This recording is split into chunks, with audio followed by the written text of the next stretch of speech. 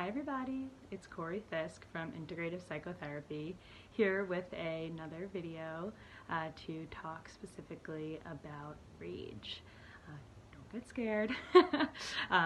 It is welcome. This part of you, this rageful, angry part, and I'm actually here to talk about why it's welcome and why rage and connecting with your anger is a good thing. So, societally, I would say that anger and rage are actually not as accepted as, let's say, something like sadness or happiness or joy. It has this bit of a stigma on it, understandably so. I mean, uncontrolled rage and anger can lead to violence, hurting people emotionally, physically, and these are things that I do not want to just write off. And that we'll talk about further, right? About the spectrum of rage and anger. So, you know, because of this societal stigma, there is this repression of anger that is actually pretty widespread for many different people and many different cultures.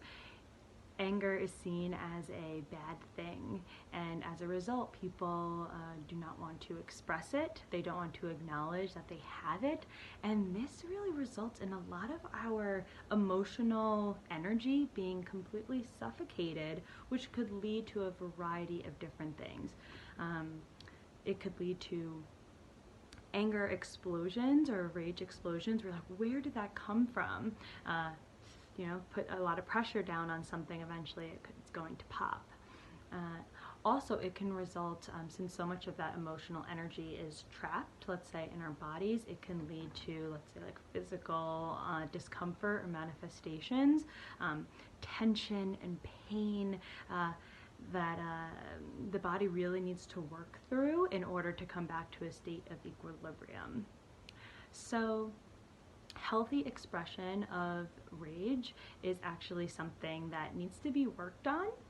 It's a bit of a muscle that needs to be exercised and tweaked just to see which type of expression works best for you. But in general, the reason why this type of expression is a good thing is because it allows that really intense emotion and that energy to come out of your mind, of your body, of your heart, and be out into the space, and then your body is able to come back to a state of equilibrium. And I keep coming back to this word of equilibrium, balance, because this is really where we see harmony in ourselves, healthy expression of any emotions, sadness, joy, anxiety, anger. These are all really essential things that needs to come out, right? So once that energy has left your body, left your mind, it goes out into the environment, and then kind of your sense of stability is able to be better manifested. So when I think about rage and anger, there's a bunch of different ways to work with it. First is just to acknowledge for some that it even exists, that it's even there. Some people adamantly deny that there is a sense of anger in them or rage because it seems too hot to touch, too incongruent with their sense of self. So first it's just bringing rage into the space. What does it look like? What does it feel like? What would it be like to, let's say, try it on for size? So once people get comfortable even just talking about it, then there can be steps made to that expression. So what would it be like to show me what your rage looks like?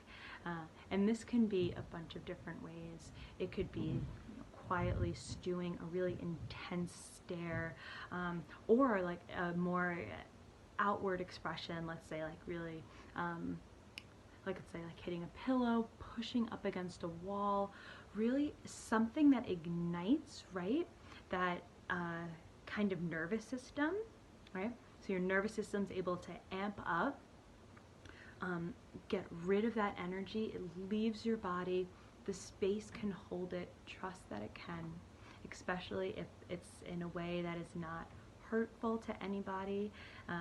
You know, if it's a pillow or a wall, Please note that, Earth and our physical spaces have the capacity to hold our full selves. So those are just a few of the reasons why anger and rage are so important, not only just to discuss, but to also express.